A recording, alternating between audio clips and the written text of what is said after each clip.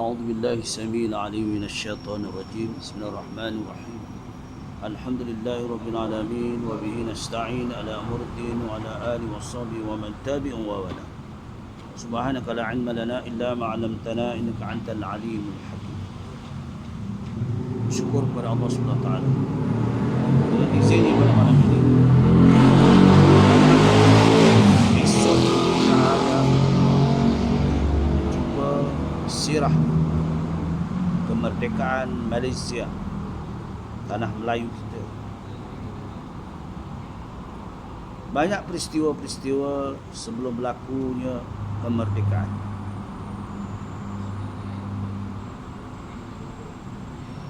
Setelah wujud kemerdekaan pada tahun 1957, sedikit sedikit membawa rakyat ke perpaduan, kejayaan, membawa ketamadunan hingga ke hari ini. Sebab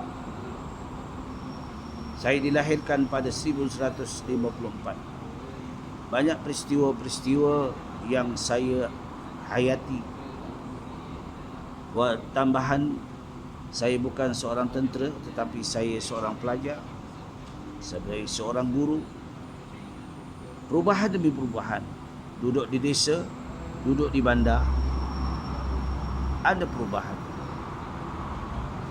Tetapi bersempena pula kemerdekaan ini, kita mesti mengubah untuk kita mengingati sirah baginda Rasulullah sallallahu alaihi wasallam, kerana pentingnya sirah Rasulullah sallallahu alaihi wasallam untuk kita menghayati perjuangan baginda Rasulullah sallallahu alaihi wasallam. Kerana Allah telah utuskan baginda sebagai seorang rasul. Laqad ja'akum bi Rasulillahi uswatun hasanah. Sesungguhnya kami, yakni Allah, telah kurniakan seorang rasul sebagai ikutan yang terbaik.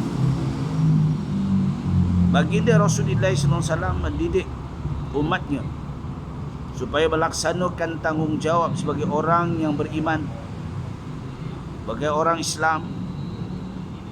Dikurniakan 5 rukun yang wajib kita ketahui. Sebagai orang yang beriman, dikurniakan 6 rukun yang wajib kita ketahui dan memperlaksanakannya. Wadah perjuangan tidak cukup hanya kemerdekaan dengan diadu-adukan dengan hiburan, tetapi kita perlu kembali penghayatan hidup kita kepada Allah Subhanahu wa taala. Bagaimana perjuangan kemerdekaan yang dibawa oleh baginda Rasulullah sallallahu alaihi wasallam. Baginda menegakkan agama kebenaran sehingga baginda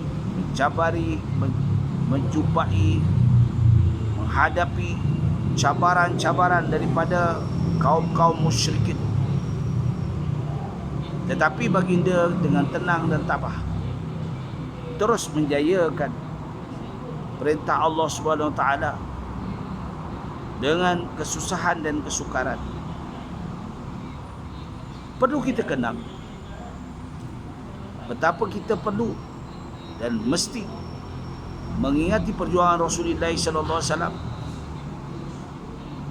dengan sirahnya, dengan perjuangannya, dengan tamadunnya yang dibawa oleh baginda Rasulullah sallallahu alaihi wasallam, supaya kita menghayati di dalam hijrah kita. Seorang sahabat pernah bertanya dengan baginda Rasulullah sallallahu alaihi wasallam berhubung tentang hijrah.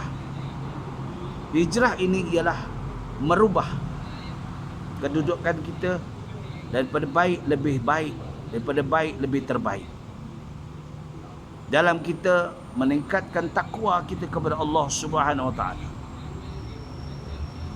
Fenomena pada hari ini kita menghadapi cobaan, ujian daripada Allah berupa wabak, jangkitan. Semuanya ini adalah sebagai supaya kita ingat kembali kepada yang berlaku kepada Nabi Rasulullah SAW yang berlaku kepada para sahabat Umar Ibn Khattab. Berlakunya wabak ta'un misalnya. Hari ini Allah uji kita dengan wabak COVID-19, jangkitan demi jangkitan. Di sana dengar berita kematian makin meningkat, walaupun di vaksin tetapi masih lagi. Semua ini kena kembali kepada Allah SWT. Banyakkan memohon taubat kepada Allah Ta'ala, mencari jalan dengan menghadapkan diri kepada Allah SWT sebagai hamba. Sebab inilah yang sangat penting dalam kehidupan kita. Baginda Rasulullah SAW meninggalkan amalan-amalan untuk kita supaya kita laksanakan. Baginda Rasulullah SAW meninggalkan Al-Quran dan hadis sebagai pedoman untuk kita, supaya kita mencari jalan yang lurus, yaitu Allah menjelaskan dalam surah Al-Baqarah, ya ayyuhallazina amanu ista'inu bis-sabri was-salah innallaha ma'as sabirin. Wahai orang-orang yang beriman, mintalah kepada Allah SWT dengan bersungguh-sungguh, dengan melakukan ibadah solah, dan hendaklah kamu bersifat sabar kerana ujian-ujian Allah SWT memberi satu pedoman untuk kita supaya kita dikembali kepada Allah, menghayati apa yang diperjuangkan oleh baginda Rasulullah SAW. Dengan itu, lakukanlah dan seringlah melakukan taubat kepada Allah Ta'ala dengan melakukan solat-solat hajat, melakukan solat-solat tasbiyah, melakukan solat awabin ma'al istigharati, melakukan solat tahajud. Inilah sebagai hamba Allah, menyerah diri kepada Allah Subhanahu wa ta'ala, memohon keridhaannya, mohon maghfirahnya. Mudah-mudahan kita semua, termasuk saya, tuan-tuan, kita kembali kepada Allah Ta'ala. Sebab pada hari ini dunia maya, sains dan teknologi yang begitu maju, manusia lupa kepada pencipta Alfa. Sebab itulah Allah datangkan ujian ini, ada asbab. Ada asbab. Jadi kita memohon kepada Allah Ta'ala, mudah-mudahan kita digolongkan orang-orang yang beriman dan bertakwa, menghadir hati kita kepada Allah Subhanahu Wa Ta'ala dengan mencintai baginda Rasulullah sallallahu alaihi wasallam. Perjuangan baginda Rasulullah sallallahu alaihi wasallam kita hayati, kita laksanakan amal-amal ibadah di waktu yang lapang. Kita tinggalkan perkara-perkara yang tidak muhasabah. Ya. Sebab itu berlaku dulu di zaman bagi Rasulullah SAW 1400 tahun yang dulu, baginda telah berkata bahawa umat Islam akan bercakaran. Umat Islam akan mencari kelemahan dari kalangan umat Islam sendiri.